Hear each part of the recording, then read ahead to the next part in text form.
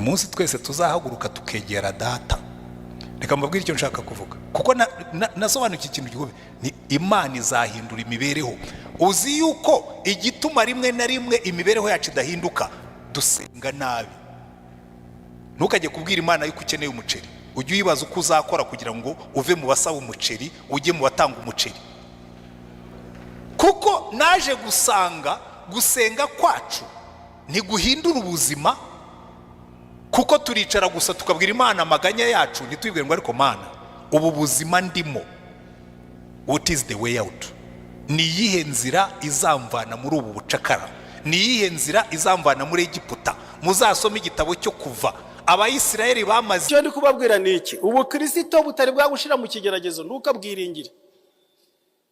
Ukiringira ubu Kristo butari bwagushira mu kibazo, ubu Kristo butari bwagutereka muri position yo kwihangana, nguhagarara ushikamye wihangane, kuko hahirwa uwihangana. Iri somo nzarigarukaho.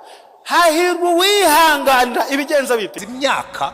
Reka mbere ikintu bimeze. Kuva Mose avuka bari barimo kwica abana b'abahungu, kugeza igihe Mose yagarukiye aje kubakura muri Egiputa, haciyemo imyaka 85. Muri iyo myaka 85 yose Abayisiraheli bari baremeye ubwo bucakara babubamo. Ariko mu gice cya kabiri cyo Kuva baratubwira ngo Abayisiraheli bageze aho barambirwa agahato, barambirwa urupfu rw'abana, batakira Uwiteka. Ngo Imana iravuga ngo numvise gutaka k'ubwoko bwanjye, numvise gutakishwa batakishwa n'Abanyegiputa, manuwe no kubakiza, mbavane muri buriya buretwa, mbajyane mu gihugu cyagutse cy'amata n'ubuki. Je nuko sigaye nsenga, sigaye mbwira Imana ngo Mana vana abantu bacu mu buretwa, vana abantu bacu mu bucakara, vana abantu bacu mu gusabiriza, vana abantu bacu muri dependency, ubashakire, ubereke aho bazakorera, ubereke uko bazakora kugira ngo bashobore kwibeshaho. Ntabwo Imana yigeze yanga kubikora, kubera ko ziriya ngero Yesu yaduhaye. Inyoni ihagarara ku giti, ntabwo ndabona inyoni yicaye ku giti ibumbuye umunwa ngo itegereze ko udusimba tugwamo. Ibyuka mu gitondo ikabanza igahimbaza Imana, yarangiza ikaguruka, aho ibonye akabuto ikakamira, aho ibonye agasimbi kakamira, nimugoroba ikaza yujuje ibondo, mu gitondo igahaguruka igasubirayo ikajya gushaka ibiyitunga. Naho twebwe turicaraho, ubwo ari Yesu wabivuze nta kabuza bizashoboka. Bizakorwa nande? Umuntu akaza akakubwira ngo Imana yarambwiye ngo izampa inzu, sindabona umuntu watoraguye inzu mu muhanda. Niba Imana yarakubwiye ko izaguha inzu, gura ikibanza. Numara kugura ikibanza usevinga amafaranga, ugura amatafari. Hari umuntu akwera ngo ariko ngo hari umuntu ngo wagiye ngo ajya mu Burayi ngo ubu tuzahora dutunzwe n'abantu bo mu Burayi badusindagiza, dusabiriza, tubeshya. Iyo reka mbabwize ukuri, nanagenze no mu bihugu by'abazungu n'ubu ndacyagenda, ngira ngo nta gikundiro ngira ku bazungu, nta uribwiriza ngo mpinzu, nta n'uribwiriza ngo imodoka iyo ngendamo nimwe mwayimpaye. Wowe wicaye hano n'abo bazungu utegereje ntunajya n'iwabo. Ariko ngewe narumiwe. Wabajije Imana, Hagari yicaye mu butayu yicaranye n'umwana we, ngo amushyira nk'aho umuntu yatera ibuye, aragenda aricara ariheba. Hanyuma ngo uwo mwana atakira Imana, ngo Imana iramubwira ngo Hagari, ngo uratakishwa n'iki? Ngo imuhumura amaso abona iriba ryari rimuri iruhande, ngo avomamo amazi, aragenda aho umwana we. Amariba yacu aturi iruhande, baza Imana ngo iriba ryanjye riri hehe? Mana iriba rizantunga, Mana iriba rizantungana n'umuryango wanjye, Mana iriba ryanjye riri hehe? Uhaguruke urishake, uhaguruke ugende usenga, ubwira Imana ngo Mana ndahagurutse ndagiye, ariko uyobora ibirenge byanjye njye ku iriba ryanjye aho riherereye. Ibintu byo kujya tubaho ngaho gusaba. Muzarebe muri Bibiliya basengaga amasengesho ahindura ubuzima. Reka ndangirize kuri uyu nguyu Dusenge. Muzi mu gitabo cy'Ingoma ya mbere ibice 4 habamo umuntu witwa Yabesi. Buriya Yabesi mufata nk'icyitegererezo, nubwo harimo n'izindi ngero nyinshi. Ngo Yabesi nyina yamubyariye mu gahinda, agiye no kumwita amwita gahinda. Aramubwira ngo sha nakubyariye mu gahinda maze witwe gahinda cyangwa mubabaro. sinzi ikibazo cyari cyabaye kuri nyina, niba yaramubyaye umugabo yamutaye, niba yaramubyaye bamukoreye cesarienne wenda bikamubabaza kuko icyo gihe nta za anestesi zabagaho, niba yaramubyaye byagenze byari byo, icyo tuzi ni kimwe, ngo yamubyariye mu gahinda. Hanyuma ariko ngo Yabesi arakura, maze kuba mukuru muyibuka ko hariho Imana ihindura amateka, Imana ya Isirayeli, noti Imana ya Yakobo, ya yindi yafashe Yakobo yitwaga Yakobo, umuriganya ikamwita Isirayeli ikamuhindurira izina. Aravuga ngo hari ikintu Imana nshaka kugusaba, number 1, icyampa ukampa umugisha rwose. Mu yandi magambo, icyampa umugisha ukaba mwinshi ku buryo mu cyongereza bavuga ngo that you may bless me indeed. Mu cyongereza iyo hongeyeho indeed biravuga ngo ni ikirashimangiye, kiragaragara, ntigishidikanywa, ngo icyampa ukampa umugisha rwose, n'ababibonye bakamenya ko ndi umunyamugisha. Imana irabireba ngo yes, utangiye gusenga neza, ubwo utangiye kwanga kuba magorwa, ukaba utangiye kwanga kuba Yabesi kababaro, ukaba utangiye kureka kwifata kwitama, ukaba utangiye gushaka ibisubizo, ukaba utangiye gushaka umuryango ucamo ngo waguke. Icyampa ukampa umugisha rwose. Haleluya. Nkunda gakurikiraho, navukiye mu mfunganwa ukagura imbago zanjye. Haleluya. Icyampa ukampa umugisha rwose ukagura imbago zanjye, ukampa umugisha nyine ukagura imbago zanjye. Nimusenge Imana, niba ucuruza akantu gato wibwira Imana ngo Imana ndacuruza aka kantu uyu munsi, ariko wagura imbago zanjye. Ndakora aka kazi uyu munsi, ariko wagura imbago zanjye. Ndaba muri aka kazu gatoya, ariko uzagura imbago zanjye. Ndaba muri ubu bukode, ariko ntegereje ko wagura imbago zanjye. Wagura imbago zanjye. Ibintu byo kwakira ngo rega burya ngo twebwe abantu b'Imana ngo turakira, ngo nyine ngo twe duca bugufi. Oya, guca bugufi ntabwo bivuga kwakira ibyo utagomba kwakira, haba mu mico, haba mu myitwarire, haba mu ki. Hari ibyo tutagomba kwakira, hari ibyo tugomba kwimura, hari ibyo tugomba kwanga, hari ibyo tugomba gusezerera. Ukagura imbago zanjye. Hanyuma aravuga ngo ukuboko kwawe kukabana nanjye, ukajya undinda ibibi ngo bye kumbabaza. Ukuboko kukabana nanjye ukanyobora, ukuboko kukabana nanjye kugira ngo undinde ibibi, ukuboko kwawe kukabana nanjye ukandinda ibihombo, ukuboko kwawe kukabana nanjye ukandinda abesikoro, ukuboko kwawe kukabana nanjye ukandinda, ariko ukampa umugisha. Icyo mbikundira rero, iyo nkuru ifite uko itangira, ifite n'uko irangira. Baratubwira ngo nuko Uwiteka amuha ibyo yasabye. Haleluya. Uwiteka amuha ibyo yasabye. Noneho icyavuyemo ni iki? Baratubwira ngo Yabesi yarushaga bene se icyubahiro. Ni iki gituma Yabesi agaragara muri ariya masekuruza? Muze kujyaho muhisomere Ingoma ya mbere ibice 4 kuva ku murongo wa 8. Igituma Yabesi Imana yarandikishije ubwo buhamya bwe nuko Yabesi ari icyitegererezo cy'umuntu watangiye nabi. Atangira bamubyariye mu gahinda, atangira bamwita gahinda, abana bakajya bamubwira ngo gahinda ngo kakugeze hehe, ngo ntikarakugira mubi. Akababwira ati nimubyihoreresha, navukiye mu gahinda, navukiye mu mfunganwa, ariko se nzarangiriza. None Imana iravuga ngo iyi nkuru ya Yabesi nimuyishyire hagati y'aya masekuruza. Abandi bose bagenda bavuga ngo kanaka yabyaye kanaka, birongera byara kanaka, rongera byara kanaka, ariko igeze kuri Yabesi iravuga ngo nimukore zooming, nimukore focus kuri uyu nguyu, kuko hari ikintu kiri special nshaka kwigisha ubwoko bwanjye buzakurikiraho. Yabesi yavukiye mu gahinda, nawe sinza ko wavukiyemo, nawe sinzi uburyo wabayeho, nawe sinzi uko iwanyu babagaho. Icyo nzi nuko yewe navukiye mu cyaro, naryamye ku misambi niyorose ikirago, naryamye ku byatsi tusasa imisambi, ariko uyu munsi ndyama kuri matora nkashyiraho n'amashuka. Ariko icyo nenda kubabwira, aya maguru yanjye yagenze kilometero, najyaga mvirwa magana nkagizaza n'abandi bana, ariko uno munsi ndagenda n'imodoka. Sindimo kurata ubukire, no. Hari Imana ikuvana hariya aho baryama ku kirago, ikakujyana ikagushyiraho baryama kuri matora bashasheho amashuka bahindura buri minsi ngahe. Mwambwiye ngo amen. Ariko iyo Mana iyo iyo niyo Yabesi yamenye, aravuga ngo iriya Mana ihindura amateka, iriya Mana ihindura imibereho, niyo ngiye gusanga, niyo ngiye kubwira, kandi singiye kuyitakira, singiye kuganya, singiye gutondagura amago, ngiye kuyibwira ngo Mana mpindurira amateka. Igihe kirageze ngo twimuke. Haleluya. Imibereho yacu nayo ihinduke. Jewe hari ikintu kimwe rwose maze iminsi bitekereza nkabona, ariko ayo magambo uwo mugabo yambwiye yanteyemo gushakisha aho ibisubizo bigomba kuba biri.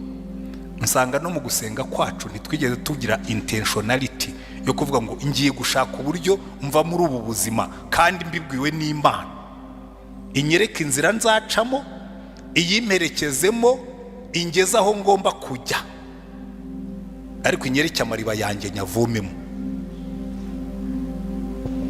Haleluya. Reka amasengesho y'amaganya tuyaveho, tujye mu masengesho ahindura ubuzima, tujye mu masengesho ashaka ibisubizo.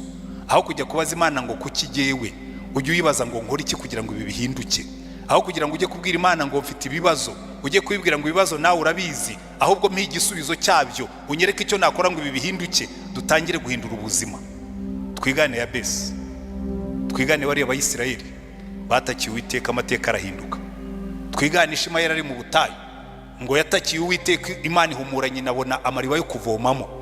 Igihe kirageze ngo natwe dutangire gushaka amariba yacu kubwo gusenga. Ayo ni amasengesho abyara ibisubizo, ayo ni amasengesho azana impinduka. Imana ibahe umugisha. Uyu munsi tugiye kwiga inyigisho yindi ikomeye ivuga ngo uduhe ibyo dukena. Ubundi urebye iyi nyigisho tugiye kwiga uyu munsi, umuntu yanakwaza ati ariko se ibi ngibi hari utazi kubisengeraho koko? Hari umuntu utazi gutakira Imana ngo ayibwire ngo Mana uduhe ibyo dukena? Aha rero niho tugiye kubona ikintu gikomeye cyane. Ndagira ngo tubanze dusome amagambo amwe dusanga muri Matayo. Noneho turasoma muri Matayo ibice 6. Turahera ku murongo wa 25. Haravuga ngo nicyo gitumye mbabwira nti ntimukiganyire ngo mutekereze ubugingo muti tuzarya iki, cyangwa muti tuzanywa iki. Ntimwiganyire ngo mutekereze iby'umubiri wanyu ngo tuzambara iki. Mbese ubugingo ntiburuta ibyo kurya, umubiri nturuta imyambaro? Nimurebe ibiguruka mu kirere, ntibibiba, ntibisarura, ntibihunika mu bigega, kandi so mu ijuru arabigaburira nabyo. Mwebwe se ntimubiruta cyane? Ninde muri mwe wiganyira wabasha kwiyunguraho umukono umwe? None se ikibaganyisha imyambaro ni iki?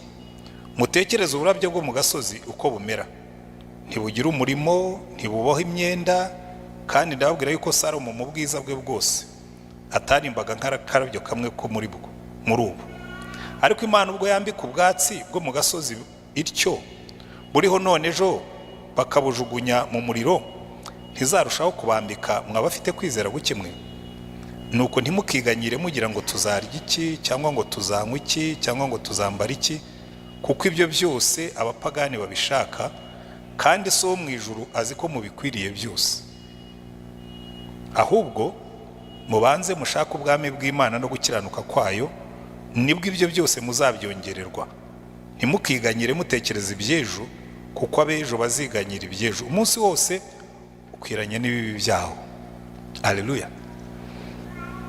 Aya magambo namwe mu magambo dukunze gusoma kenshi, ariko ntabwo tujya tuyatekereza nk'amagambo ajyanye no gusenga, kuko hano turigamo ibintu byinshi. Yesu yaravuze ngo nimujya gusenga mujye musenga mu buryo ngo Data wa twese uri mu ijuru, izina ryawe ryubahwe, ubwami bwawe buze, uduhe none ifunguro ry'uyu munsi, cyangwa uduhe none ibyo dukena byose. Haleluya.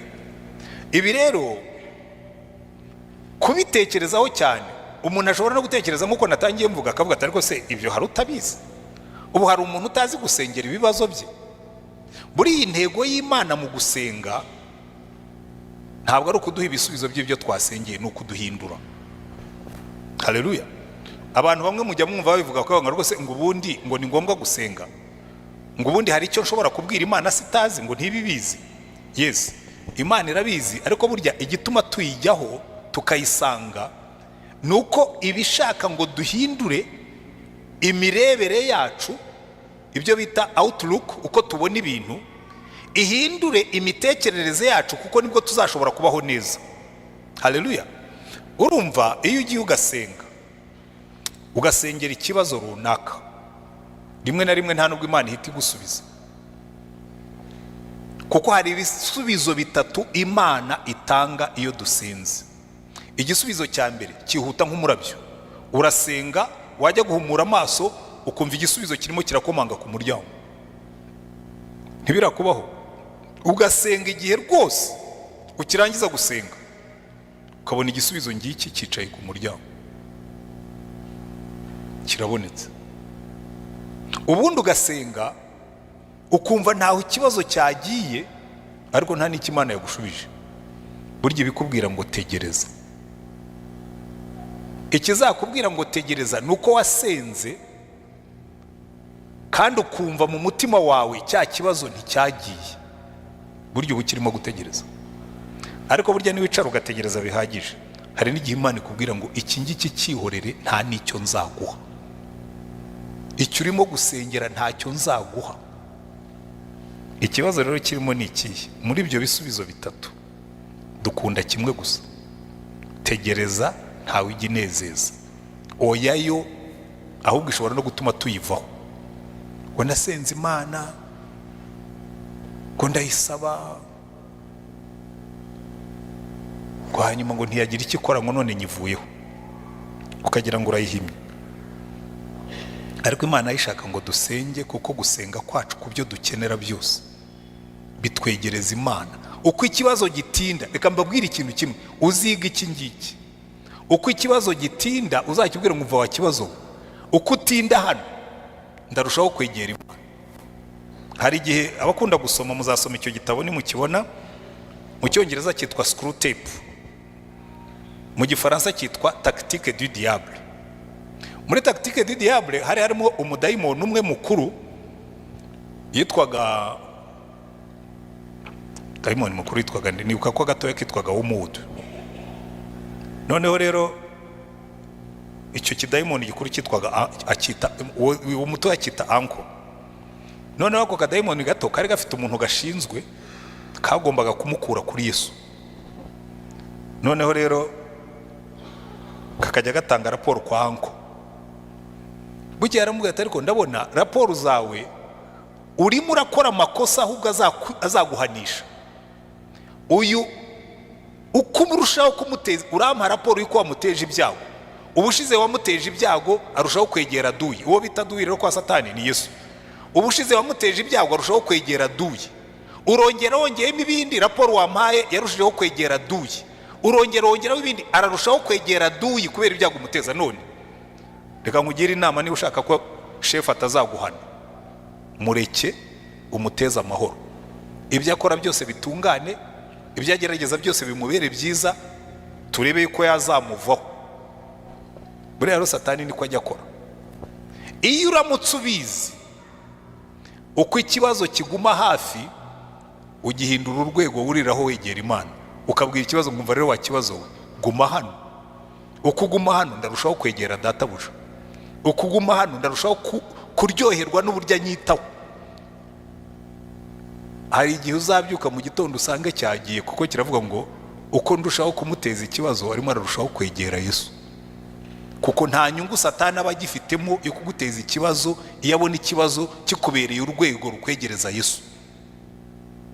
Ariko benshi ntibabisobanukiwe.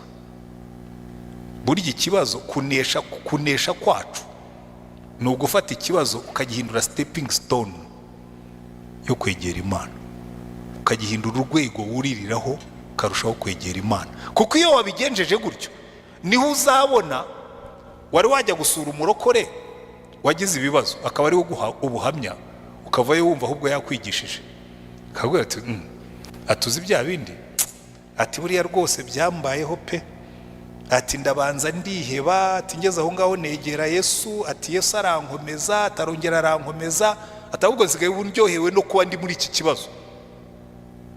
Kubera iki? Ikibazo cyamubereye urwego yuririraho arushaho kwegera Imana.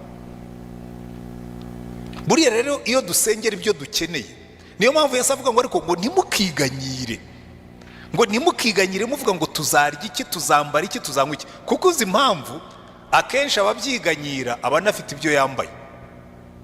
None se wagiye gusenga wambaye ubusa? Ushobora kuba ufite inkweto ebyiri warabuze iya gatatu, cyangwa warabuze isa n'umwenda waguze, cyane cyane iyo uri umudamu ugasengera inkweto. Ariko ngira ngo inkweto ntibajya bazisengera, barazigura. Ariko menya hari abazisengera kuko hari igihe badafite amafaranga yo kuzigura, reka mbyihorere gutyo. Ariko icyo nenda kukubwira, fata icyo kibazo cyawe ukibwire ngo wakibazo, ngiye kuguhindura urwego runyegereza Imana, sinzongera kwiganyira.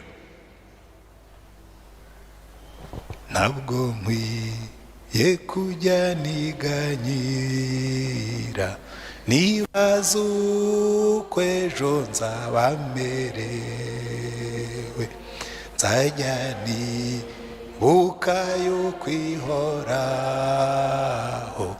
imenya ibyo byose uko binkwirana, ifite umutima w'urukundo, yishuye ibintu umunezero n'umubabaro byose abinzanira mw'amahoro, mu munezero n'umubabaro byose abinzanira mw'amahoro. Urumva uyu muririmbyi yari yarabyumvise neza, aravuga ngo mu munezero no mu mubabaro byose abinzaniramo amahoro. Kubera iki? Uyu nguyu yizeye uko byagenda kose, naho imirima yarumba, naho intama zashira mu bikumba, nta kizambuza kwirata Uwiteka Imana yacu. Haleluya. Iki rero ni ikintu tugomba gusobanukirwa. Buriya iyo turimo gusengera ibyo dukeneye biratuzamura. Ndaza kubereka uko bituzamura, mbereke n'igituma bitatuzamura. Biratuzamura kuko Yesu yaratubwiye ngo ibi byose ni mubigeramo, ukeneye ibyo wambara, ukeneye ibyo urya, ukeneye aho uba. Icyambere, ntuzihebe, ntuziganyire, kuko so wo mu ijuru arabizi yuko ubikeneye. Haleluya. Wenda ashobora gutinda kugusubiza, ariko arabizi. Ariko inyungu izavamo iyo ugiye gusenga ni amahoro Imana itanga. Haleluya. Kuko muribuka mu gitabo cya Samweli, hari igihe umugore witwa Hana, nyina wa Samweli, yagiye imbere y'Imana ngo yararambiwe ubugumba. Aragenda imbere y'Imana, aravuga. Aho Eli yari yicaye aramureba, aravuga ati ariko uriya mugore agomba kuba yasinze. Igihe yakavugiye agomba kuba yasinze. Araza aramubwira ati madamu, wagiye unywa nkeya cyangwa ukajya ushyiramo amazi? Ubona igihe wagasindira imbere y'Imana. Aramubwira ati rega, njye sindi umugore w'ikigoryi, nsutse imbere y'Uwiteka amaganya yo ku mutima wanjye. Hari imbere y'Imana niho tugenda tugasuka indurwe yose, kuko Imana iratubwira ngo nimuyikoreze amaganya yanyu yose kuko yita kuri mwe. Nkunda ukuntu mu Cyongereza baravuga ngo cast upon him all your cares for he cares for you. Ngo nimuyikoreze amaganya yanyu kuko ihangayikishwa namwe. Iyo Imana ikubona ubabaye, iyo Imana ikubona urwaye, iyo Imana ikubona ufite ikibazo, ntabwo ireka kubaso, ahubwo ihangayikishwa n'amahoro yawe. Hari abantu bagwira ngo none se ngo niba mpangayikishwa n'amahoro yanjye ngo kuki bidahita bikemura? Mwibuke ko twavukiye mu isi yaguye, turi mu isi y'ibibazo, turi mu isi ibamo uburwayi, turi mu isi irimo n'urupfu, turi mu isi irimo n'abanyabyaha. Kuko ibintu bimwe na bimwe bitubaho byanga no guhinduka vuba, ni n'abanyabyaha tubana nabo. ugasenga mana kuki ibintu none se bariya abanyabyaha se mbice. Ihangane, wamaze igihe kirekire musengera ibintu bidahinduka, mwihangane. Ariko nureba neza, nubaza Imana ngo ariko mana kuki iki kintu kitarimo guhinduka, hari nubwo izakubwira impamvu. Ndaje turaza kubireba mu by'imibereho. Hari igihe uzasanga ari ibintu bitavuye ku Mana, bivuye kuri circumstances zigukikije. Niyo mpamvu igihe twasengaga ejo mbabwira nti gusengera igihugu, hari igihe umuntu aba ari umushomeri, ukabwira Imana ariko Mana kuki nabuze akazi, kuki Imana ibabereka ekonomi yanyu imeze nabi, mufite imirimo mikeya, nimuyisengere ikuri, kuko kimwe kibyara ikindi. Kumenya Imana nka data no gusengera ubwami bwayo kibyara ikindi kiturimo. Amen. Pawulo yandikiye Abafilipi atera muri iryo rya Yesu, arababwira ngo ntimukagire icyo mwiganyira. Abafilipi ibice 4 umurongo wa 6 n'uwa 7, ntimukagire ibyo mwiganyira, ahubwo ibyo mukena byose bimenywe n'Imana, mubisabiye mubyingingiye mushima. Haleluya. Ntimukagire icyo mwiganyira, ahubwo ibyo mushaka byose bimenywe n'Imana, mubisabiye mubyingingiye mushima. Nkunda uyu murongo wa 7 gukurikiraho ngo nuko amahoro y'Imana ahebuje rwose ayo umuntu yamenya azarindira imitima yanyu n'ibyo mwibwira muri Kristo Yesu. Kuko iyo usutse imbere y'Imana ibyari bikuremereye byose. Hana yabwiye Eli, aramubwira ati nsutse imbere y'Uwiteka amaganya yanjye. Hera aramubwira ngo genda Uwiteka guha icyo wasabye, kandi kuko niko byagenze. Kandi yari amaze imyaka byaranze, ariko mu gihe gikwiriye, igihe Imana yagennye, iravuga ngo taka cyane kuko iki nicyo gihe cyawe cyo gusubizwa. Hera mwaturaho ijambo rihinduka ubuhanuzi. Haleluya. Mu gihe gikwiriye Uwiteka azasubiza kwifuza kwawe, ariko ntimukiganyire, ntimukihebe. Haleluya. Buriya rero ubundi turanibeshya kuri iri sengesho. Abantu benshi bazi ko buri muntu wese azi gusengera ibyifuzo by'ubukene, ariko buriya reka nze kubereka ukuntu twibeshya. Ubundi ikibazo gikomeye dufite, abantu benshi barasenga ariko ntibahindurwe n'isengesho ryabo basenze. Kubera iki? Arasenga akava imbere y'Imana akimeze nk'uko yaje. Ntimukagire icyo mwiganyira, ahubwo ibyo mwifuza byose bimenywe n'Imana, mubisabiye mubyingingiye mushima. Nibwo amahoro y'Imana arenze cyane ayo umuntu yamenya azatwarira mu mitima yanyu. Abantu benshi bajya imbere y'Imana bagasenga, basohoka bagasohoka uko baje, ntabwo bahindurwa no gusenga kwabo. Kubera iki? Icya mbere, usanga abantu barasenga, Imana ikadusaba kuyikoreza imitwaro yacu, ahubwo tukayisenga tuyikoreye. Kabura atari ko iyo mitwaro wayimpaye nkayigutwaza. Siko Yesu yavuze ngo abarushye n'abaremerewe muze mu nsange ndabaruhura. Muri Petero wa mbere ibice 5 umurongo wa 7 akatubwira ngo muyikoreze imitwaro yanyu yose. Aho kugira ngo Yesu aturuhure ukava imbere y'Imana, ndabizi neza n'ubu wazana icyuma gipima imitwaro abantu batwaye ku mitima, tugiye gusenga, ariko imitwaro wikoreye nshobora kubibabwira ntabeshya, wazana icyuma gipima nkabategera hariya ku muhanda cyangwa hariya ku muryango, nkavuga nti wacyuma we upime umuntu usubiranye umutwaro we, cyavuga. Kubera iki? Tujya imbere y'Imana, yatubwiye ngo nimunyikoreze imitwaro yanyu yose, ibyo nimubinsigire mbaha amahoro, ugasohoka ntayo utwaye. Kubera iki? Wasenze wikoreye imitwaro, ntabwo wigeze uyitura, nta nubwo wigeze uyisezeraho ngo wibwire ngo umva wa mitwaro wa mahoro make, ndagusezeye ndakwirukanye, nunagaruka ndongera musubize hahandi. Kuko hari ibintu utamu mazi ushaka kubiroha bikanga kugenda. Wari wata ibintu muri toilette wa flashinga ngo bigende bikiyangira, ukongera ugaflashinga bikanga, ukongera ugaflashinga bikanga. Hari ibintu dushyira kuri muri Yesu bikanga kugenda, kakomeza bikagaruka. Buriya na kamere ni kwimera. ane uriya rwose kamere. Hari umugani twajyaga duca kera aho twakoraga muyeyi ngo ifuni ihamba kamere ihora ku rutugu. Ifuni ihamba kamere ihora ku rutugu, urayihamba wataha ugasanga yagutanze mu rugo. Kavuna mwito kamere igarutse iti ugahamba, ukongera ejo wasubira ugasanga yagarutse, kugeza igihe izagenda ipfa rimwe ikapfunukira ahandi. Ariko buri ikintu cyiza cy'Imana iratubwira ngo nta kibazo, ndabizi ko kamere ihari, mukayemerere ko gutegeka, ujye uyikontorora. Imitwaro yacu tuyishyire kuri Yesu. Icya kabiri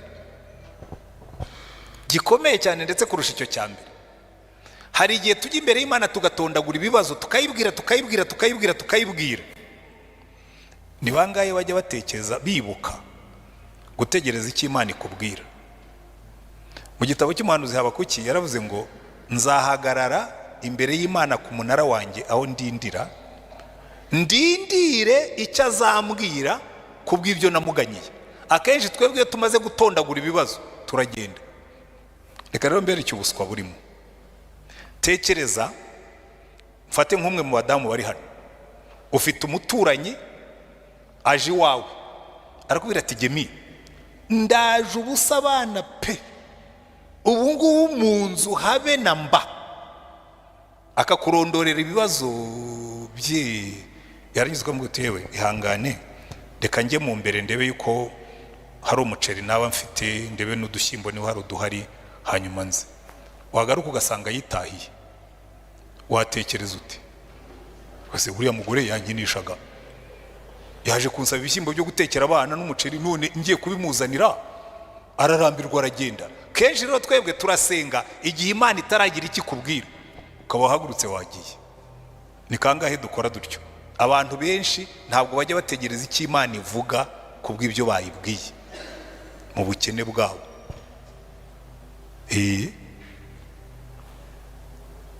Icyo nicyo kintu gituma gusenga kwacu rimwe na rimwe tudagukuriramo ngo umenye kwicara imbere y'Imana uyitegereze. Uhava uvuga ngo nzi neza ko iki kintu nagisengeye kandi hari icyo Imana yakivuzeho. Hari ubwo uzaza hano wasengeye ikintu, nibatangira kwigisha wumva baravuga ibintu byawe, wumva igisubizo cyawe kirimo. Hari ubwo uzaza hano wasengeye ikintu, nujya mu modoka wumva indirimbo irimo irasubiza ikibazo cyawe. Hari ubwo uzaza hano usenge, ujye kurangiza gusenga wumva ibisubizo birimo kwitendeka mu mutwe wawe biza. Ngewe ntabwo Imana ijya ivuganira nanjye mu nzozi, niyo ndose ndabyibagirwa, meze nka Farawo. Inzozi zanjye oya nako nka Nabukadineza, niyo ndose ndabyibagirwa, kereka haje ba Daniyeli bakaza kubinyibutsa. Inzozi ndazirota nkazibagirwa. Ntabwo Imana ivuganira nanjye mu nzozi. Ni rare rwose mbaza inshuro Imana yambwiye ikintu mu nzozi kikabaho, ni nka rimwe cyangwa kabiri ku myaka yanjye 60 n'iyindi. Ariko iyo maze gusenga nshobora kwicara ndimo gusenga ikintu cyangoye cyandemereye, cyangwa namara gusenga nkicara nkatuza, kuko ngewe niko nsenga. Iyo mfite ikibazo nsengera mara kugisengera maze ariko nkabanza nkidaha byembye. Kandi nimushaka kuruhuka muzige kwidaha, wicara imbere y'Imana ubwire uti Imana umva nahuye n'ikibazo, abantu bamagurukiye, abantu bagize barya kandi bagize barya, numva umujinya uranyishe Mana, ubisuke imbere y'Imana. Uri cyo nkundira Dawidi yarazi gusenga bene ayo masengesho aruhura umutima. Twebwe rero dusenga amasengesho meza ateye ipasi agoroye, oya bisuke uko biri. Niba byaguteye umujinya ugenda ubwira Imana utumva rero Mana nje kukubwira ubu ngubu ibi bintu birandambiye, ibi bintu birananiye, ibi bintu birangoye, ibi bintu ntibishoboka. Nigeze kubabwira ubushize nabahaye agace k'ubuhamya, ariko sinababwiye ahubwo ububanza nibwo bwabenteresa kuri iyi nyigisho. Twigeze kugira ikibazo cya biro cyaho twakoreraga. Landlord wacu nyirinzu azamura ibiciro mu mezi 6. Ubwo buhamya narabuhaye hano abo twatangiranye. Mu mezi 6 yatuzamuye gatatu kandi mu buryo bufatika, ava ku 40 agera kuri 320 mu mezi 6 gusa. Noneho ngi imbere, noneho ubwa gatatu yandika niba ruho amburira yuko rwose uko ubukene buzaza azajya yongera. ndagenda mfata ibaruwa nyishyira imbere y'Imana, ndapfukama ndabwira nti Imana, Hezekiya yigeze kukuzanira ibaruwa, nanjye nkuzaniye iyi ngiyi, sindi buyigusomera uzi gusoma, niwe wabitwigishije, ariko ibi bintu birananiye, ntabwo nzabishobora, uyu murimo sinzawukorera aha hantu, ntibizakunda, ndidodomba. Jemima ashobora kuba atabyibuka. Uwo munsi yaraje arambwira ati dufite ikibanza tugurisha. Ndamubwira nti aye ntigigura ibibanza, ariko Imana yambwiye ngo iki kibanza ni icyanyu.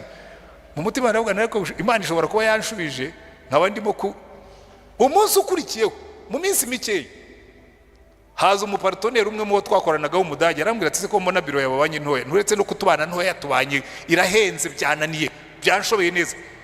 Arambwira ati ufite igisubizo, tujya kureba ikibanza. Igikurikiyeho ni amateka, twarakiguze.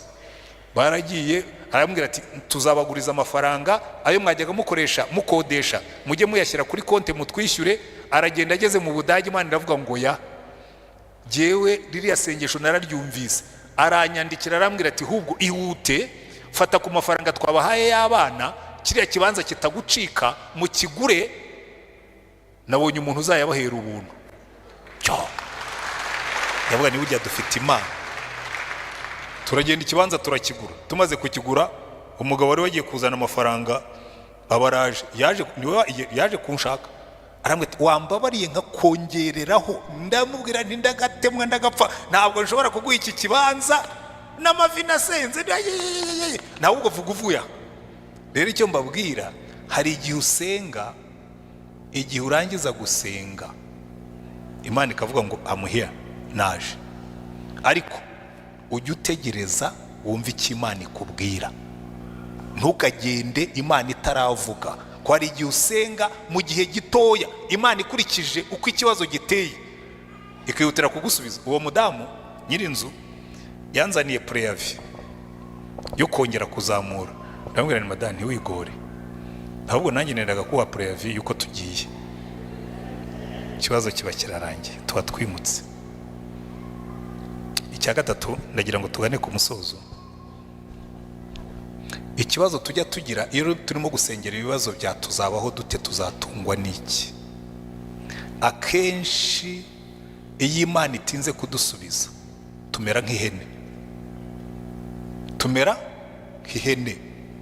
buriya Yesu yigeze gukoresha ikigereranyo aravuga ngo ihene n'intama, ngo intama nzazishyira iburyo, ihene nzishyira ibumoso. Buriya uzafata ihene ishonje uyizitura umugozi, immediate ntabwo izategereza kuyijyana, izishugurikira.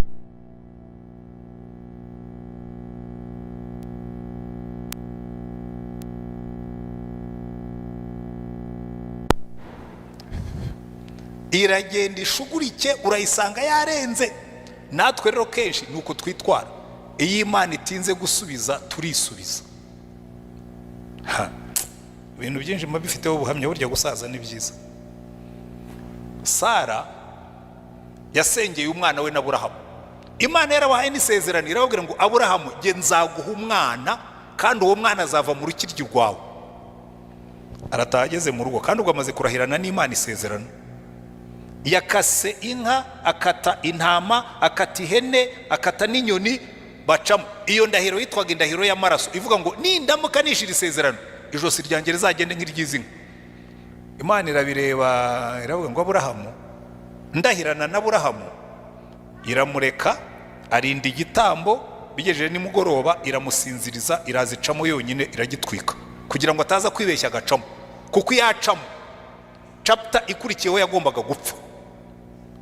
Biba muri chapter ya 15 mu ya 16. Hagara aramubwira ati bya bintu nako Sara aramubwira ati bya bintu urimo ni biki? Ngo Uwiteka ngo mwarahiranye isezerano ryitwa ngo iki? Ngo izaguha umwana, imukuye he? Dore yanyimye umwana none ndashaje, ngo fata Hagari w'inkumi umbyarira umwana mukikire, tumwadobute tumwitirirwe, umvaneho amashyengo. Aburahamu arareba ataho kugira ngo nshwane n'umugore, afata Hagari aramurongora. Umwana baramushuguritse. Hanyuma Hagari amaze gutwita asuzugura nyirabuja. Reka mbwira abagabo muryamana n'abakozi, sha buryo waryamanye n'umukozi umukozi waryamanye na patro asuzugura nyirabuja rwose, akamubwira ati rega buriya madame twembi turasasa kandi wowe urashaje. Buriya hagari yajya kuvuga ati rega madame rega twembi turasasa kandi wowe urashaje. Atangiye kumubwira ati jya kuvoma, ati jya kuvoma, aterega ntwite inda ya patro, jya kuvoma wowe ufite imbaraga, jya ngunda twite mfite maleze. Sara aragenda abwira umugabo ati urabona agasuzuguro kuriya mukobwa niwe wakazanye. Abrahamu aramubwira ati uranteye, uriya muja n'uwawe ni nawe wamunzaniye, none mukoresha icyo ushaka. Sara buriya ikindi kintu abagabo bajye bakoraho amakosa, umugore warakaye ntuzamuha umukozi ngo amukoreshe icyo ashaka. Wigeze kumva urwamagana umugore yigeze gutwika umukozi, yamutwika ureba umubona yarakaye ujya uhagarara hagati. Sara afashe wa mugore utwite, ntiyagira n'impuhwe z'uko babanye, ntiyagira n'impuhwe y'uko ari wowe wamuzanye, ntiyagira n'impuhwe ko ari wowe wamuhaye umugabo. Ariko uriya mwana w'umukobwa baramusagariye. Aramubwira ati umva, ntazongera kukubona hano, n'impumuro yawe sinzongere kuyumva muri iyi nzu. Aramubirije aragenda n'inda twite, habe n'impuhwe. Aragenda ariko ageze mu nzira burya Imana ni inyampuhwe. Iramubwira ngo Hagari muja wa Sarayi uravaho kajyahe? Ati mpunze mabuja. Ati katusubireyo kandi ujye umwumvira, uvaneho ubwo bushinzi bwawe bwo gushinga ijosi no guhangana nawe, genda usubireyo ujye umwumvira. Asubirayo abyara umwana. Aburahamu afite imyaka 86 yabyaye umwana w'umushugurikano witwa Ishimayeli. Imana iraceceka, agejeje ku myaka 100 nibwo yagarutse. Imyaka 13 nta kimuvugisha, babyara Isaka. Amaze kumubyara Sara, ariko Imana izahumugisha Sara nako yarumuhaye kuko yagiye kera. Aravuga tumva rero twumvikane mugabo nkunda, uyu mugore ni iki cyana cye, ntazongera kubibona hafi y'umwana wanjye. Baratubwira ngo bibabaza Aburahamu, ahubwo Imana iramubwira ngo mureke agende amahoro atahe mu rugo. Iyo Imana itinze kudusubiza turishugurikira. Reka mbabwire, nigeze gushugurika, ariko Imana irabireba ivuga ati ubwo umugaragu wanjye ageze aho agiye gushugurika kabaye. Nkiri umusore nari narihaye gahunda, ndavuga ngo mfite imyaka 25 nzaba nararangije university. Ibyo nabigezeho kuri 24 nari nararangije. Mfite imyaka 25 nzarongora kandi umukobwa ufite imyaka 21. Icyo gihe kuri 25 nari mufite, ufite 21 twarabyemeranije tugomba kubitunganya umwaka ukurikiyeho. Ndarangije mbonye akazi muri university, ndavuga ni plan on target. Umwaka utaha ayimari, umwaka utaha ubukwe butaraba, tutarapanga umunsi w'ubukwe, mbona ibaruwa iraje ngo kubera impamvu za leta ntukiri muri university, twakohereje muri secondaire. Barandinganije karabaye. Kuri 25 ngiye Rurindo, 26 kuri 27 umukobwa aramubwira ati ariko ndabona urimo gutinda mu mayira, antera karite rouge. Ndamuherekeza arongorwa n'undi muhungu. Ntangira guhangana, ndabwira rero man tubyumve kimwe, turubona nishugurikiye aragiye, none rero nshugurikira. Ubu noneho narakijijwe, nshugurikira. Wavuze ko minani tuzayihabwa n'ababyeyi, ariko umufasha udukwiriye tuzamuhabwa nawe, uwanjye ari hererewe. Ndatutirije kuri 30 ndabyibuka, nicaye ahantu munsi y'igiti. Mbwira Imana ngo rero Mana niba ushaka ko mba padiri mbwira nsubireyo, ariko enough is enough, ndarambiwe kandi nutinda ndisubiza. Imana iranyihorera. Iyo atangiye kwitera ubwoba, ubwira se ngo Imana irikanga, iranyihorera.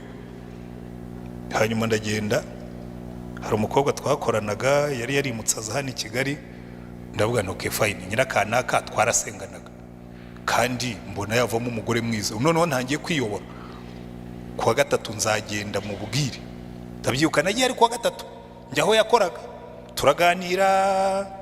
Ntangije ndamubwira nti najya kumubwira nkumva agapfukamunwa, akambwira ati se ntisinzi ibintu nari ngiye kukubwira, najya kumubwira nkumva byanze pe. Ndamubwira ariko wazaje kunsura ku cyumweru, nkavuga ni buriya ni timidite nagize wenda kubera ko ni ibintu bikomeye, wazaje kunsura ku cyumweru tukaganira. Arambwira ati nzaza ku cyumweru. Araza, ndimo ndashugurika, araza rwose, turagenda tujya gusenga, tuvayo, twagiraga groupe y'abanyeshuri twasengagamo, tuvayo turamanuka tujya iwanjye n'abandi basore twabanaga, turarya, turangije basore baravuga ati pure uyu mukobwa agomba kuba yaje gusura Antoine, se twayasuye, bigira mu byumba byabo, dusigara twicaye muri salo, dufata intebe, hari igiti cyabaga mu rugo aho ngaho, tuzitera hanze ngo twiganirire nyine twisanzuye. Ko nkiri umusore nafite principe ko nta mukobwa uzinjira mu cyumba cyanjye kandi nta wigeze akinjiramo. Tujya hanze twicara munsi y'igiti, ati reka rero mutere story, nkubwira inkuru, ndikagira inkuru. Ati kuwa gatanu habaye iki? Ati kuwa gatanu, ati nyine hari umuntu nabwiye Yesu. Ndicara ndavuga nti hari umuntu nabwiye Yesu. Ni ngaho mbwira inkuru rero. Aramumbwira ubwo niko nanjye icyifuzo kirimo kwiyevapora nyine cyarangiye. Aramumbwira, hanyuma arangije arambwira ati se we wanshakiraga iki? Ndabwira mva rero nkubwire, singiye kukubeshya, nanjye nibyo nashakaga kukubwira, ariko ubwo wemereye undi, ubwo ni ikimenyetso yuko atari wowe. Arambwira ngo uyu bimbwira cyageze kuwa gatatu. Ni uriya ni hari ukuntu Imana yabigenjeje, ni kuko rero nasenze ndayibwira ngo niba atari byo, ni burya nibyo nendaga kukubwira bikanga kuza. Ubwo rero nuko byagenze, aciye nzira nanjye ndategereza, ndicara mbwira Imana rero noneho Mana aho bigeze sinzongera no kuzana iki cyifuzo imbere yawe, ngiye kugutegereza, waza utinze waza utebutse, ako ni akazi kawe, ngiye mu byawe nawe ujye mu byanjye. Haciyeho iminsi abasore twasenganaga bajyemo baranabazi, umusore witwa Rwandanga Kananiyera, ngira ngo naba ariyeti baramuzi, aragenda ava iyo yabaga i Nyagatare, kuko abasore benshi twasenganaga azi Rurindo kunsura. Araza arambwira ati nkuzaniye inkuru nziza. Nikagira inkuru ntiyihe? Ati twaragusengeye ejo bundi, ati turasenga kabisa ijuru riramanuka, ati kandi abandi bambwiye ngo nze nkubwire ngo igisubizo cyawe kiri hafi kuruta uko ubitekereza. Nikimbwire rero, arabimbwira nyine, ibisigaye ni amateka muramuzi. Ubu rero ariko icyo nendaga kubabwira, iyo Imana itinze, Satani aduha temptation yo kwisubiza, akaduha temptation yo kwishugurikira, ugashaka kwishakira ibisubizo, kandi Imana ikubwira ngo ariko se urirukanwa n'iki? Uwawe ndacyamutunganya, ndacyamusiga, nimutwikurura uzabona nyine ko ntakubeshyaga. Kandi ubu ngubu hari igihe nicara nkavuga ni kabisa this God. Hari umuntu twajyaga dusengana cyane bavuga ngo this God, twamwitaga this God kuko yavugaga icyongereza cy'ikinyarwanda. This God is our God. Iyi Mana niyo Mana yacu, ngo kandi izatuyobora kugeza mu rupfu. This God wagendanye nayo cyane. Yakobo yaranditse ngo usaba wese abe yizeye kandi adashidikanya, kuko umuntu ushidikanya ngo anamuka mu nzira ze zose. Haleluya. Kuko iyo usenga ushidikanya unamuka mu nzira zawe ukishugurikira. Buriya rero nibi bintu by'imibereho n'ibindi, icyo Imana ibishaka kutwigisha urabisengera bigatinda kuza, ariko ikabirimo kukwigisha kuyizera. Kandi mu Baheburayo bakatubwira ngo uwegera Imana akwiye kwizera kwiriho kandi kwigororera abayishaka. Amina. Jewe njya nibaza, ndashoje, hari njya nicara nkavuga ariko buriya ntidushobora kuba dusenga nabi. Umuntu umwe w'umunyapolitike yigeze kumbwira ijambo rirambabaza, arambwira ngo ariko jye kuko muvuga ngo Imana ni so, ngo buri Imana ntiyateshutse inshingano zayo, kubera iki? Ngo icyambere uzareba abarokore, ngo abantu ba mbere bakennye muri iki gihugu ni abasenga. Ndabitekereza ndavuga ariko umenya harimo ikintu hano. Arangira aramwira ngo kandi namwe mumeze neza, ngo mwigendera uko mushaka. Nza gusanga koko izo kategori ebyiri zirahari. Twebwe Imana imaze kuduha umugisha, tuba abarokore bigendera uko dushaka. Twigendera uko dushaka, tukavuga uko dushaka, tugakora ibyo dushaka, kuko Imana yaduhaye umugisha. Ariko n'uburokore tutaburetse. Ba bandi bakaba mu bukene kandi bafite Imana. Ndabitekereza ndabwira ariko ntiwambwiye ko nawe kera iwanyu barabaporoso? Ati ntega nkubwira ikintu, ntuzi umugani w'umwana w'ikirara. Ati ni bamwe rero babaye abana b'ibirara muri sansi imwe. Bamwe turacyarya ubukungu Imana yaduhaye, harimo wowe wize Sunday school, none Imana wayiteye umugongo, urimo uravuga ko yananiwe inshingano. Ubwo itakwisha urimo uravuga ko yananiwe inshingano, ubwo itagukenesheje yananiwe inshingano. Yaragukijije urangije, urimo urarya ubutunzi yaguhaye utayitayeho. Umwana w'ikirara. N'abariya bandi bo bageze kuri stage ya nyuma, baragiye ingurube. Umunsi twese tuzahaguruka tukegera data. Reka mbabwire icyo nshaka kuvuga, kuko nasobanukiye ikintu gikomeye. Ni Imana izahindura imibereho. Uzi yuko igituma rimwe na rimwe imibereho yacu idahinduka, dusenga nabi. Ntukajye kubwira Imana yuko ukeneye umuceri, ujye uyibaza uko uzakora kugira ngo uve mu basaba umuceri ujye mu batanga umuceri.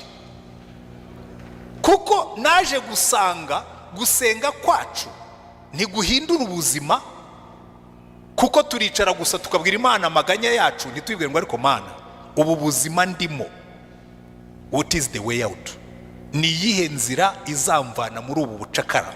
Ni iyihe nzira izamvana muri Egiputa? Muzasoma igitabo cyo Kuva. Abayisiraheli bamaze imyaka, reka mbereke ukuntu bimeze. Kuva Mose avuka bari barimo kwica abana b'abahungu, kugeza igihe Mose yagarukiye aje kubakura muri Egiputa. Haciyemo imyaka 85. Muri iyo myaka 85 yose Abayisiraheli bari baremeye ubwo bucakara babubamo. Ariko mu gice cya kabiri cyo Kuva baratubwira ngo Abayisiraheli bageze aho barambirwa agahato, barambirwa urupfu rw'abana, batakira Uwiteka. Ngo Imana iravuga ngo numvise gutaka k'ubwoko bwanjye, numvise gutakishwa batakishwa n'Abanyegiputa, manuwe no kubakiza, mbavane muri buriya buretwa, mbajyane mu gihugu cyagutse cy'amata n'ubuki. Je nuko sigaye nsenga, sigaye mbwira Imana ngo Mana vana abantu bacu mu buretwa, vana abantu bacu mu bucakara, vana abantu bacu mu gusabiriza, vana abantu bacu muri dependency, ubashakire, ubereke aho bazakorera, ubereke uko bazakora kugira ngo bashobore kwibeshaho. Ntabwo Imana yigeze yanga kubikora, kubera ko ziriya ngero Yesu yaduhaye. Inyoni ihagarara ku giti, ntabwo ndabona inyoni yicaye ku giti ibumbuye umunwa ngo itegereze ko udusimba tugwamo. Ibyuka mu gitondo ikabanza igahimbaza Imana, yarangiza ikaguruka, aho ibonye akabuto ikakamira, aho ibonye agasimbi ikakamira, nimugoroba ikaza yujuje ibondo, mu gitondo igahaguruka igasubirayo ikajya gushaka ibiyitunga. Naho twebwe turicaraho, ubwo ari Yesu wabivuze nta kabuza bizashoboka. Bizakorwa nande? Umuntu akaza akakubwira ngo ngewe Imana yarambwiye ngo izampa inzu, sindabona umuntu watoraguye inzu mu muhanda. Niba Imana yarakubwiye ko izaguha inzu, gura ikibanza. Numara kugura ikibanza usevinga amafaranga, ugura amatafari. Hari umuntu akwera ngo ariko ngo hari umuntu ngo wagiye ngo ajya mu Burayi ngo ubu tuzahora dutunzwe n'abantu bo mu Burayi badusindagiza, dusabiriza, tubeshya. Iyo reka mbabwize ukuri, nanagenze no mu bihugu by'abazungu n'ubu ndacyagenda, ngira ngo nta gikundiro ngira ku bazungu. Nta uribwiriza ngo mpinzu, nta n'uribwiriza ngo mpimodoka iyo ngendamo nimwe mwayimpaye. Wowe wicaye hano nawe bazungu utegereje ntunajya n'iwabo. ariko njyewe narumiwe. Wabajije Imana, Hagari yicaye mu butayu yicaranye n'umwana we ngo amushyira nk'aho umuntu yatera ibuye, aragenda aricara ariheba, hanyuma ngo uwo mwana atakira Imana, ngo Imana iramubwira ngo Hagari, ngo uratakishwa n'iki? Ngo imuhumura amaso abona iriba ryari rimuri iruhande, ngo avomamo amazi aragenda aho umwana we, amariba yacu aturi iruhande, baza Imana ngo iriba ryanjye riri hehe? Mana iriba rizantunga, Mana iriba rizantungana n'umuryango wanjye, Mana iriba ryanjye riri hehe? Uhaguruke urishake, uhaguruke ugende usenga, ubwira Imana ngo Mana ndahagurutse ndagiye, ariko uyobora ibirenge byanjye njye ku iriba ryanjye aho riherereye. Ibintu byo kujya tubaho ngaho gusaba. Muzarebe muri Bibiliya basengaga amasengesho ahindura ubuzima. Reka ndangirize kuri uyu nguyu Dusenge. Muzi mu gitabo cy'Ingoma ya mbere ibice 4 habamo umuntu witwa Yabesi. Buriya Yabesi mufata nk'icyitegererezo nubwo harimo n'izindi ngero nyinshi. Ngo Yabesi nyina yamubyariye mu gahinda, agiye no kumwita amwita gahinda, aramubwira ngo sha nakubyariye mu gahinda maze witwe gahinda cyangwa mubabaro. Sinzi ikibazo cyari cyabaye kuri nyina, niba yaramubyaye umugabo yamutaye, niba yaramubyaye bamukoreye cesarienne wenda bikamubabaza kuko icyo gihe nta za anesthesi zabagaho, niba yaramubyaye byagenze byari byo, icyo tuzi ni kimwe, ngo yamubyariye mu gahinda. Hanyuma ariko ngo Yabesi arakura, maze kuba mukuru muyibuka ko hariho Imana ihindura amateka, Imana ya Isirayeli, noti Imana ya Yakobo, ya yindi yafashe Yakobo yitwaga Yakobo, umuriganya ikamwita Isirayeli ikamuhindurira izina. Aravuga ngo hari ikintu Imana nshaka kugusaba, number 1, icyampa ukampa umugisha rwose. Mu yandi magambo, icyampa umugisha ukaba mwinshi ku buryo mu Cyongereza bavuga ngo that you may bless me indeed.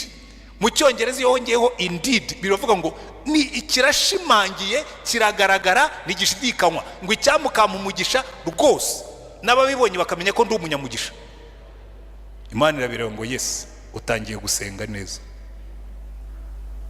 ubwo utangiye kwanga kuba magorwa, ukaba utangiye kwanga kuba Yabesi kababaro, ukaba utangiye kureka kwifata kwitama, ukaba utangiye gushaka ibisubizo, ukaba utangiye gushaka umuryango ucamo ngo waguke. Icyampa ukampa umugisha rwose. Haleluya. Nkunda gakurikiraho, navukiye mu mfunganwa ukagura imbago zanjye. Haleluya. Icyampa ukampa umugisha rwose ukagura imbago zanjye, ukampa umugisha nyine ukagura imbago zanjye. Nimusenge Imana. Niba ucuruza akantu gato wibwira Imana ngo Imana ndacuruza aka kantu uyu munsi, ariko wagura imbago zanjye. Ndakora aka kazi uyu munsi, ariko wagura imbago zanjye. Ndaba muri aka kazu gatoya, ariko uzagura imbago zanjye. Ndaba muri ubu bukode, ariko ntegereje ko wagura imbago zanjye. Wagura imbago zanjye. Ibintu byo kwakira ngo rega burya ngo twebwe abantu b'Imana ngo turakira, ngo nyine ngo twe duca bugufi. Oya, guca bugufi ntabwo bivuga kwakira ibyo utagomba kwakira, haba mu mico, haba mu myitwarire, haba muki. Hari ibyo tutagomba kwakira, hari ibyo tugomba kwimura, hari ibyo tugomba kwanga, hari ibyo tugomba gusezerera. Ukagura imbago zanjye. Hanyuma aravuga ngo ukuboko kwawe kukabana nanjye, ukajya undinda ibibi ngo bye kumbabaza. Ukuboko kukabana nanjye ukanyobora, ukuboko kukabana nanjye kugira ngo undinde ibibi, ukuboko kwawe kukabana nanjye ukandinda ibihombo, ukuboko kwawe kukabana nanjye ukandinda besikoro, ukuboko kwawe kukabana nanjye ukandinda, ariko ukampa umugisha. Icyo mbikundira rero, iyo nkuru ifite uko itangira, ifite n'uko irangira. Baratubwira ngo nuko Uwiteka amuha ibyo yasabye. Haleluya. Uwiteka amuha ibyo yasabye. Noneho icyavuyemo niki? Baratubwira ngo Yabesi yarushaga bene se icyubahiro. Niki gituma Yabesi agaragara muri ariya masekuruza? Muze kujyaho muhisomere Ingoma ya mbere ibice 4 kuva ku murongo wa 8. Igituma Yabesi Imana yarandikishije ubwo buhamya bwe nuko Yabesi ari icyitegererezo cy'umuntu watangiye nabi. Atangira bamubyariye mu gahinda, atangira bamwita gahinda, abana bakajya bamubwira ngo gahinda ngo kakugeze hehe, ngo ndikara kugira mubi. Akababwira ati nimubyihorere sha, navukiye mu gahinda, navukiye mu mfunganwa, ariko siho nzarangiriza. None Imana iravuga ngo iyi nkuru ya Yabesi nimuyishyire hagati y'aya masekuruza. Abandi bose bagenda bavuga ngo kanaka yabyaye kanaka, rongera byara kanaka, rongera byara kanaka, ariko igeze kuri Yabesi iravuga ngo nimukore zooming, nimukore focus kuri uyu nguyu, kuko hari ikintu kiri special nshaka kwigisha ubwoko bwanjye buzakurikiraho. Yabesi yavukiye mu gahinda, nawe sinza ko wavukiyemo, nawe sinzi uburyo wabayeho, nawe sinzi uko iwanyu babagaho. Icyo nzi nuko yewe navukiye mu cyaro, naryamye ku misambi niyorosa ikirago, naryamye ku byatsi tusasa imisambi, ariko uyu munsi ndyama kuri matora nkashyiraho n'amashuka. Ariko icyo nenda kubabwira, aya maguru yanjye yagenze kilometero, najyaga mvi Rwamagana nkagizaza n'abandi bana, ariko uno munsi ndagenda n'imodoka. Sindimo kurata ubukire, no.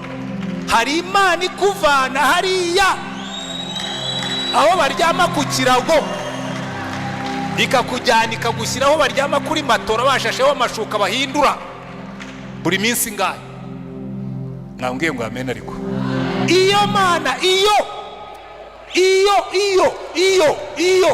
iyo niyo Yabesi yamenye, aravuga ngo iriya Mana ihindura amateka, iriya Mana ihindura imibereho, niyo ngiye gusanga, niyo ngiye kubwira, kandi singiye kuyitakira, singiye kuganya, singiye gutondagura amago, ngiye kuyibwira ngo Mana mpindurira amateka.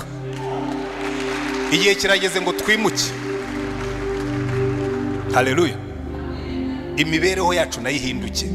Jewe hari ikintu kimwe rwose maze iminsi bitekereza nkabona, ariko ayo magambo uwo mugabo yambwiye yanteyemo gushakisha aho ibisubizo bigomba kuba biri. Nsanga no mu gusenga kwacu ntitwigeze tugira intentionality yo kuvuga ngo ngiye gushaka uburyo mva muri ubu buzima, kandi mbibwiwe n'Imana inyereka inzira nzacamo, iyimperekezemo, ingeze aho ngomba kujya, ariko inyereke amariba yanjye nyavomemo. Haleluya. Reka amasengesho y'amaganya tuyaveho, tujye mu masengesho ahindura ubuzima, tujye mu masengesho ashaka ibisubizo. Aho kujya kubaza Imana ngo kuki jyewe, ujye uyibaza ngo nkore iki kugira ngo ibi bihinduke. Aho kugira ngo ujye kubwira Imana ngo mfite ibibazo, ujye kwibwira ngo ibibazo nawe urabizi, ahubwo mpa igisubizo cyabyo, unyereke icyo nakora ngo ibi bihinduke, dutangire guhindura ubuzima. Twigane Yabesi, twigane bariya Bayisirayeli batakiye Uwiteka, amateka arahinduka. Twigane Ishimayeli ari mu butayu, ngo yatakiye Uwiteka, Imana ihumuranye, nabona amariba yo kuvomamo. Igihe kirageze ngo natwe dutangire gushaka amariba yacu kubwo gusenga. Ayo ni amasengesho abyara ibisubizo, ayo ni amasengesho azana impinduka. Imana ibahe umugisha.